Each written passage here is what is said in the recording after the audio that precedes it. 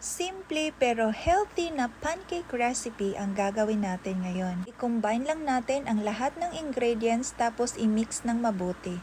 At para sa kumpletong listahan ng ating mixture batter, 1 cup pancake mix gluten-free, 2/3 cup of almond milk or you can use water, 1 large of egg and 1 tablespoon of coconut oil or you can use olive oil. I hope nakapag-screenshot kayo para may guide kayo sa listahan ng ating sangkap. So ayan na nga, luto na ang ating pancake. Tapos maglagay lang tayo ng fruits dito sa top pero optional lang po ang paglagay ng blueberries at strawberries. Pwede nyo namang palitan ng saging instead of berries. Tapos maglagay lang din tayo ng honey or you can use maple syrup. Pero kung wala kayong available na maple syrup or honey, pwede kayong gumamit ng chocolate syrup. So depende na sa inyo kung ano ang merong available kayo. Dahil masarap din naman ito kahit wala na kayong ilagay na syrup or fruits dito sa top. Yun nga lang, mas attractive kasi siya tingnan lalo na para sa mga bata. Para mas gaganahan at ganado silang kumain. By the way, pangatlong video na nga po pala itong pancake recipe na ginawa ko. At yung dalawang video na yun makikita nyo sa long form video ko. So if you like this video, follow and share.